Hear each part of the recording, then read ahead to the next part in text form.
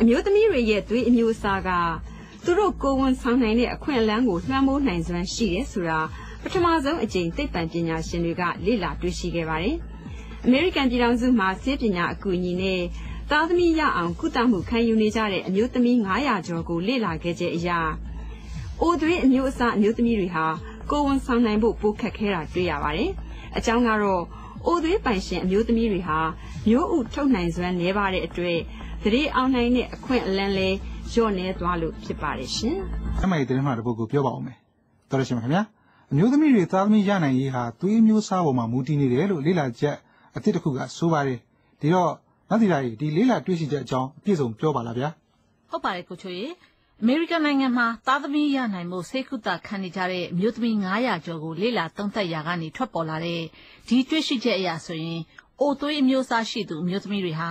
မျိုးဥနည်းတဲ့ဟော်မုန်းပိုများတယ်လို့ဆိုပါတယ်။ဒါပေမဲ့ဒီလေ့လာတွေ့ရှိချက်ကိုစင်စင်ချင်းချင်းနဲ့သုံးသပ်ကြဖို့လိုတယ်လို့တော့လေ့လာသူတွေကပြောထားပါတယ်။ပထမဆုံးအနေနဲ့နောက်ထပ်လေ့လာစရာတွေလောက်အောင်မယ်။ဒုတိယအနေနဲ့အခုလေ့လာခဲ့တဲ့အမျိုးသမီးတွေဟာရိုးရိုးတာမန်အမျိုးသမီးတွေမဟုတ်ပါဘူး။သူတို့အားလုံးဟာအသက်35နှစ်အရွယ်လောက်ရှိနေပြီးသားသမီးရဖို့ဆေးကုသခံနေကြသူတွေဖြစ်ပါတယ်တဲ့။ဒါပေမဲ့ဒီလေ့လာချက်ကနေဘာတွေ့ရတယ်လဲဆိုရင်အိုသွေးအမျိုးအစားရှိတဲ့အမျိုးသမီးတွေနဲ့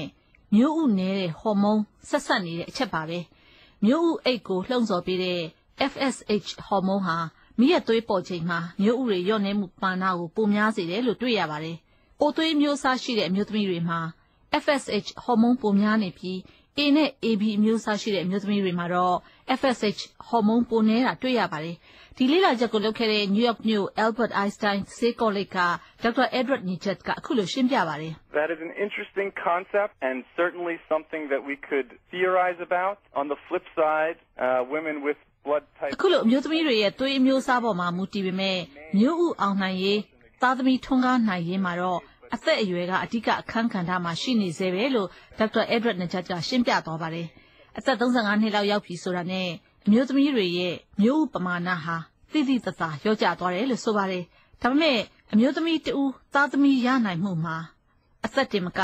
တခြားအချက်အတော်များများကိုလည်းလေ့လာကြည့်ဖို့လိုကောင်းလို့မယ်ဆိုတာကိုတော့အခုလေ့လာတွေ့ရှိချက်ကဖော်ပြနေပါတယ်ကိုချိုရေ။ကောင်းပါပြီမသိ